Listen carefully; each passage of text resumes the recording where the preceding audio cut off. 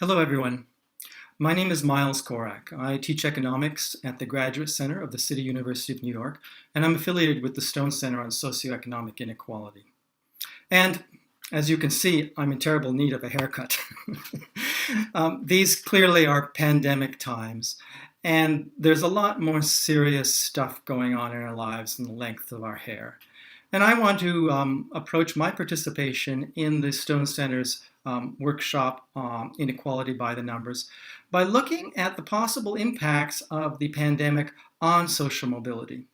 And for me, this is an aspect of the relationship between inequality and socioeconomic mobility. We can, in one sense, expect that COVID can be thought of as sort of the great leveler. No one has immunity. We all face the health risk of this virus with a sense of our common humanity.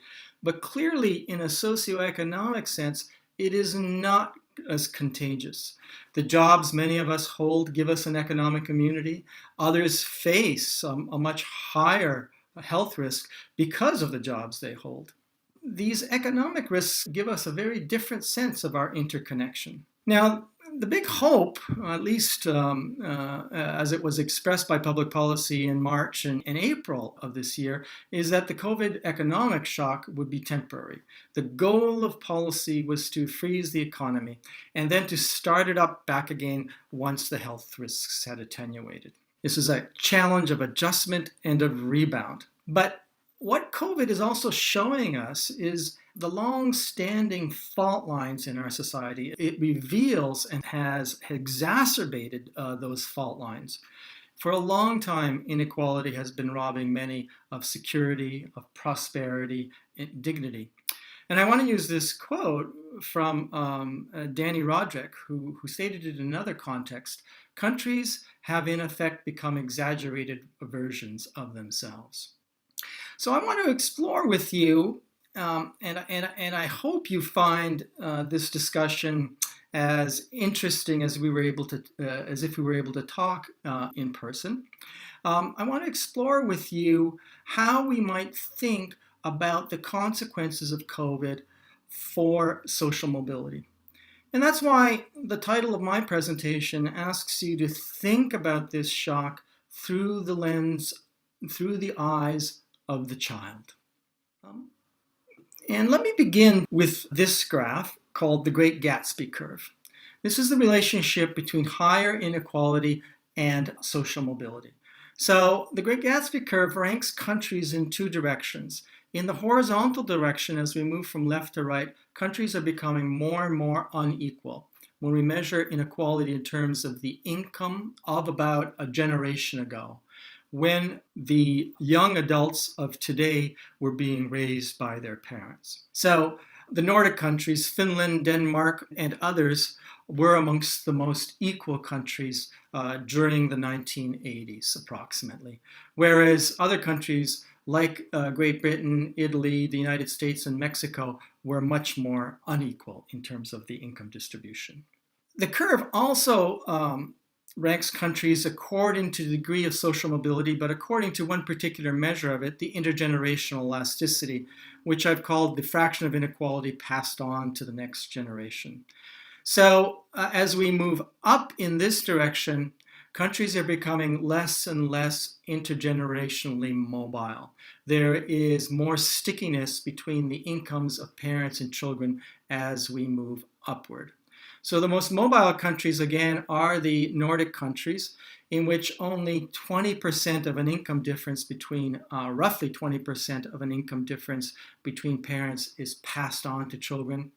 And the least mobile countries are the United Kingdom, Italy, the United States, and Mexico, where about a half, or around a half, of inequality is passed on across the generations.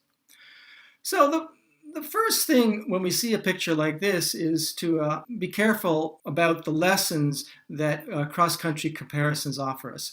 We have to make those comparisons judiciously. And I've highlighted two countries, the United States and Canada, which I think there's a good deal of policy learning between these countries, but they also share very similar values, very similar labor market institutions in a North American context. And so perhaps in this dyad, there are more policy lessons to be learned. So the big question, though, that this curve raises in general is, why is the United States amongst the least, if not the least, intergenerationally mobile country amongst this comparison of rich countries? And this is the first thing that COVID reveals: the importance of having open and fair social and labor market institutions. The big elephant in the room here is the degree to which groups outside of the mainstream are part of the whole, the degree to which there is discrimination in a whole host of community and labor market factors. The United States stands out because of the legacy of race in that country. When you compare the United States, as some papers have done in the literature, to other countries, but focusing on just mainstream demographics, the US looks very much like Canada or many other countries with an intergenerational elasticity of somewhere between 0.2 and 0.3. It's the fact that Black Americans are not fully integrated into the opportunities and the rewards of this society that distinguish the United States. My co-authors and I have taken a very careful look at Canada and the United States in terms of a whole host of measures of intergenerational mobility. This graph shows you only one, the intergenerational cycle of low income. And we've done it in a way that focuses on within and between country differences, looking at approximately 1,000 regions within these countries. And our analysis shows that inequality in labor markets is very important, but also the legacy of race. So it's communities that have a particularly high Black American population that show lower degrees of mobility. Now, Canada shows this as well in many communities that have a particularly high Indigenous populations.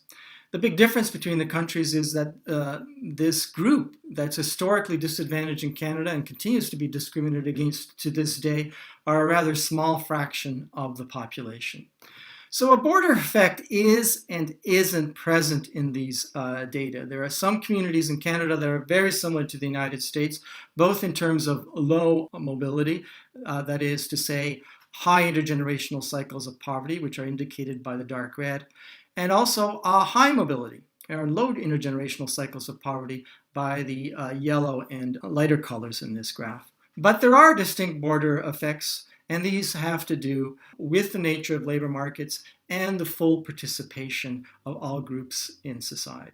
There has been some very interesting research, and I will give you a list of references towards the end of my presentation, that talks about the Great Migration of the Black population moving from the South to the North, and how that changed communities in the North, and how Black Americans had to compete almost against each other for a foothold in labor markets, and very local labor markets, in being blocked from full participation in society. What this shows is that the only aspect of a local investment that went up was not in housing, not in education, not in healthcare, but in policing services. In the United States, in the streets, there are massive protests going on as we speak about this very issue. So the first lesson for public policy is we need to build broad-based, inclusive societies in which the mainstream accommodates a diversity of backgrounds and offers all children the opportunity to become all that they can be, free of discrimination. Lesson 1. But I think to pull out some more obvious lessons, we have to rely to a certain degree on economic theory to frame our conversation. So obviously I'm an economist, and my touchstone are important papers in the study of intergenerational mobility by Gary Becker, Nigel Tomes, Gary Solon, and others. And if you read these papers, the causal forces that drive social mobility are threefold. They have to do with an inheritance that children receive. Now I use that term, I put it in quotes here, I use that term very broadly.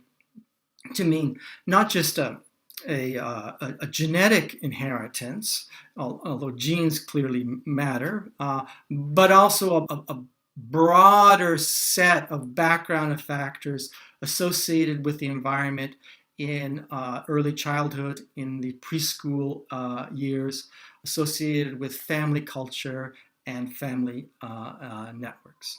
So inheritance matters. But so does the investment that families in society make in children, in their human capital, in their healthcare, in the places in which they live, and of course in their schooling and the skills that they develop. And the final factor determining social mobility is the payoffs to these investments, these skills, the personalities, the networks that these children have as they make the transition from young adulthood to adulthood and to becoming self-sufficient and engaged workers and parents in the next generation. So how is the labor market structured, and what is the rate of return to these human capital and to other skills? So the institutions of the labor market matter. When we speak about social mobility and its relationship to inequality, we should be very clear about the type of inequality that matters. Is it top? Is it bottom? Or is it middle inequality that matters? I'm going to focus today mostly on bottom inequality. And to drive a discussion of public policy, we should appreciate the efficacy of policy and where the marginal return to an extra dollar invested is greater. Is it before children hit the market, in the early years, in schooling? Is it what happens in the market? Should public policy be addressed to market institutions and how markets work? Or should public policy be addressed to leveling out incomes and other sources of inequality after the market has done its work? In the view of economic theory, this inheritance, these investments, and these payoffs reflect the interaction between three fundamental institutions: the family, the market, and the state. The family, as we know, is central to the kind of start that children get in life, but also the support they get through each and a whole series of transitions that they make through the schooling system, through their teenage years, and into adulthood. But families have to make their way in the market, and they interact with the market, and the storms and the turbulence and the great opportunities of the market foreshadow themselves cast a shadow rather on the family and how it can operate. And then the state works between family and market. It has a function, and by the state I really mean community writ large, but I'm going to focus on the government as the actor because I want to sort of draw out some hypotheses for public policy. The state both complements the family in terms of making investments in children, but also offers family insurance to weather the storms that the market sometimes unleashes on family incomes and other aspects of family support. So I want you to think about a whole set of causal forces that play out perhaps differently and interact differently at different points of the child's life cycle. Family, market, and the state might be the three boxes you put those forces in. But you can see it's very difficult to make a definitive causal story if there's an interaction between such three broad forces. So I just want to highlight three different studies that looked at each of these forces with a clear sense of trying to get the causal arrows right. So let's begin with family. As a bit of an aside, I want to draw your attention to this lovely book published by Princeton University Press last year, Love, Money, and Parenting. And the major thesis here is about how labor market inequality casts its shadow on how families operate, and particularly on parenting style. And so parents can adopt different approaches to raising their children. They can be permissive, they can be authoritarian, or they can be authoritative in sort of one schema that these two well-trained economists have borrowed from psychologists. And they show that even as something as close to our very personalities and so important to us as the way we raise our children, the structure of labor markets matters. What is COVID going to do? Well, some families will be able to weather this storm just nicely, thank you. But I would be very concerned about families that are on the margin, families that are already in a most distressed state. And this terrible health and economic shock hitting those families and causing even more stress. In the extreme, in some cases, exacerbating child and spousal abuse, with fewer options to escape an abusive relationship, with children potentially living in a situation of conflict longer than they otherwise would be. You can imagine that for these families, the stress level is going to go up and the family experience of children is going to deteriorate. So I really wonder about these extreme cases. From a research perspective, how can we get a handle on this to understand this dynamic? And I guess in the background, I'm hinting that as we go forward, COVID is going to offer a whole series of quote unquote natural experiments to study these things, not experiments that anyone would really desire. But here is an example from a study that I did some years ago, bordering on 2 decades, I'm afraid to say, that looked at changes in Canada's divorce legislation. And the country in the 1980s moved from what was called fault to no fault divorce.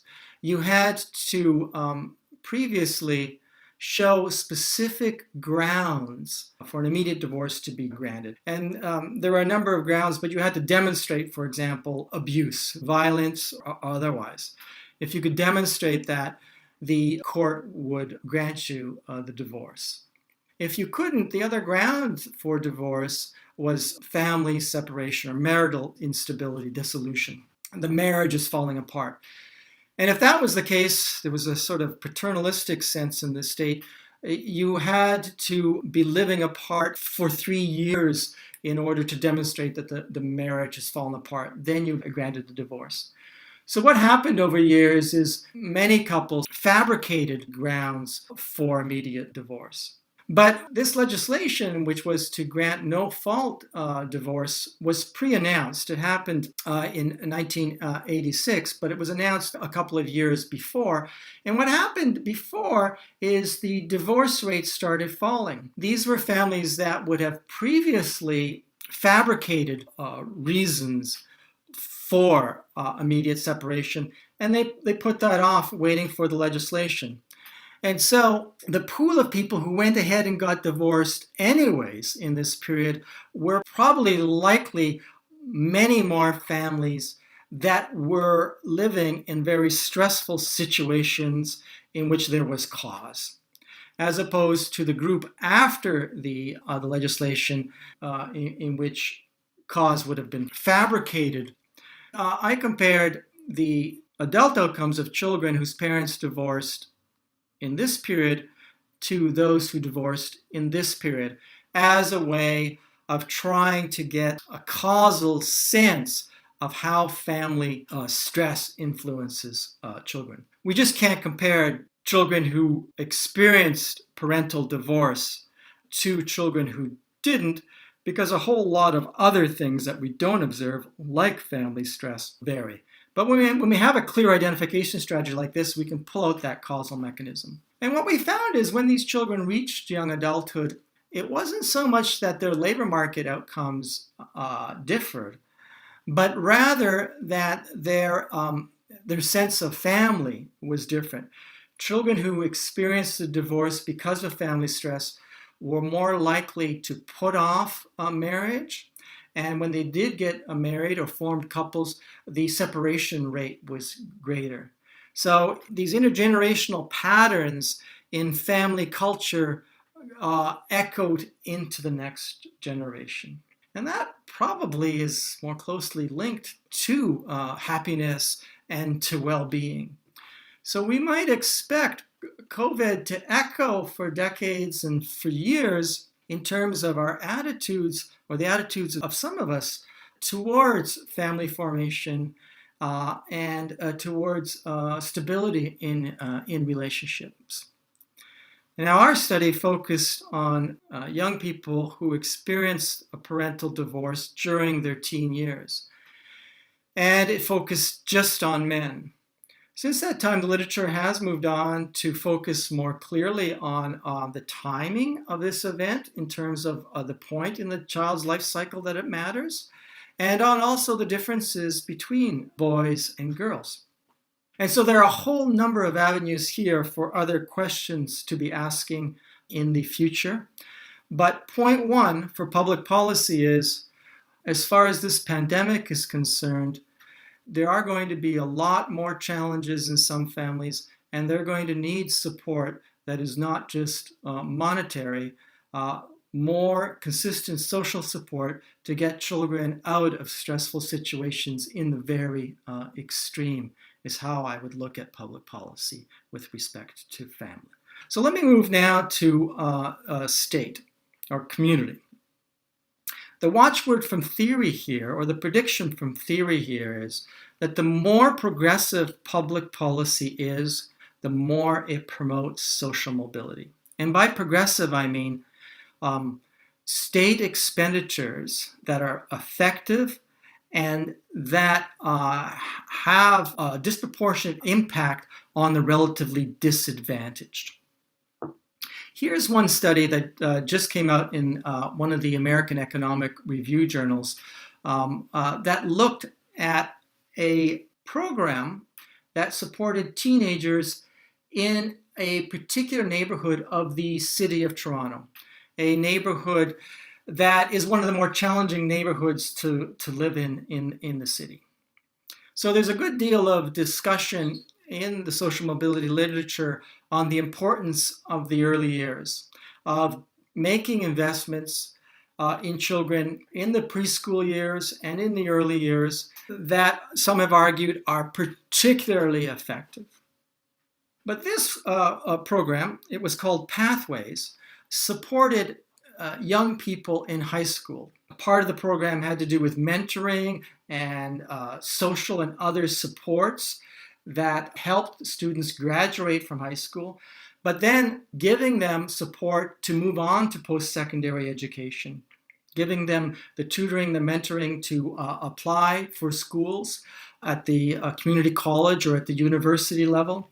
Once they got accepted and decided to go, even giving them free transit passes to get to school. And what you have here is the annual earnings of the group that received this program, called the treatment group, compared to young people of a similar demographic in other communities that did not get the treatment. And this line is the difference in their earnings. So in the late teens and early 20s, those that received the treatment actually earned a little bit less than those who were not part of the Pathways program. The reason for that is more engagement in schooling and more, as a result, more part-time work. As the treatment group began graduating, their earnings went up. Okay? This is a great example of what I mean by a progressive program, of relatively more benefit to the disadvantaged, a whole host of wraparound services. But there's a broader lesson here that I want to draw out, and it's the importance of public schooling. What played out, unfortunately, in the last Great Recession in 2007 and 2008, and in the aftermath of that in the United States, in the name of deficit cutting, serious cuts to public services, and particularly to public schools. So the inequalities in the quality of public schooling across neighborhoods got exacerbated by that recession. It would be terribly unfortunate as we pull out of the COVID recession that the public sector and public education is threatened as a result. That is an important lesson for public policy. Short-sighted deficit cutting that impinges upon progressive investments that potentially have benefits that echo for years and decades for children. So again, there's a whole research agenda to examine how the educational attainments of children will vary across socioeconomic gradients as we come out of this recession. Some families will do well, thank you very much, with online learning, private tutoring, and others will be left by the wayside. So all the more reason to encourage public investments in the aftermath.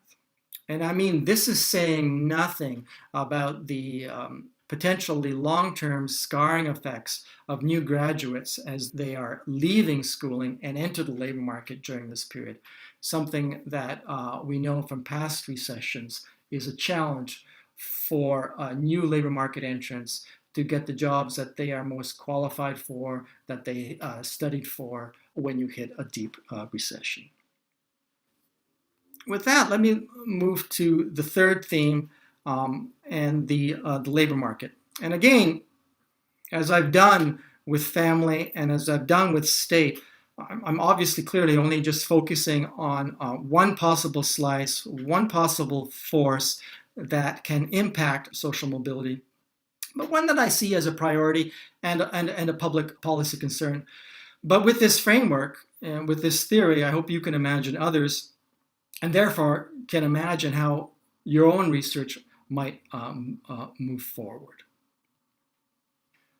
So here is a picture from a famous paper written or published in the 1990s about the 1981-82 recession.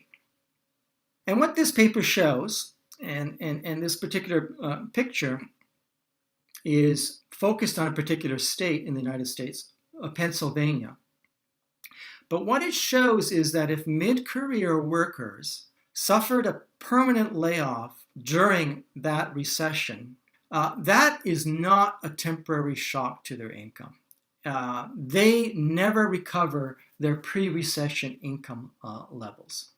So what you have here is a control group of a similar demographic of long-tenured men with seniority in a particular firm, any firm, and another group who, quote unquote, in this context are the treatment, who suffered a permanent layoff during the recession. Before the recession, their earnings track each other, but afterwards, very different patterns. And you can see that a permanent layoff, which basically means that firm-specific human capital is completely depreciated. You either have to change firms or you have to change sectors, but your earnings, they progress somewhat in the aftermath, but they never really recover. And so what some researchers have done is used this kind of shock. The objective of this paper that I've highlighted by Lalonde and his co-authors was just to illustrate that permanent layoffs imply changes in permanent income. But others then have asked, what are the consequences for the children in these families? And so using Canadian and American data, there have been other studies that show that this shock, again, that in this particular study that I'm thinking of, that occurred during the teen years, changes the situation for children when they become adults. So at least a decade or more later, children raised in families in which the main breadwinner in the family lost employment have lower earnings as adults, are in turn more inclined to rely on unemployment insurance or social assistance. They basically have, on average, a looser foothold onto the labor market. So the big question I have for myself during this COVID-induced economic recession is, and the huge spike in the unemployment rate we've seen in the United States and in Canada and many other countries, are these layoffs going to be temporary or are they going to be permanent? On the face of it, as February turned to March and March turned to April and April to May, we saw temporary layoffs, or what we call furloughs, shoot up tremendously.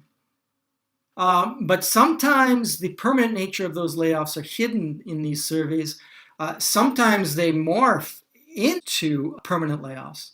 In fact, the longest spells of unemployment are people who thought at the initial point of the layoff that they were on temporary layoff, and those expectations are not correct, and it turns out they face a permanent layoff.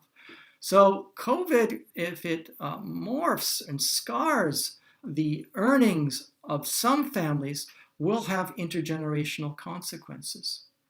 And this recession, I think, as we now in June see it unfolding, is not going to affect everybody equally. It's going to affect some sectors much more than others. Public-facing essential workers have had to work harder, no doubt about it, and there's going to be some growth in some industries. But people employed in transportation, in the arts, and in other sectors are going to face a long, difficult transition, and the rebound to pre-COVID days is going to be a lot slower. On the other hand, those in professional and scientific careers in which there's a capacity to work online and working at home, they have been barely touched by this. So potentially the labor market consequences are going to exacerbate labor market inequalities in this way.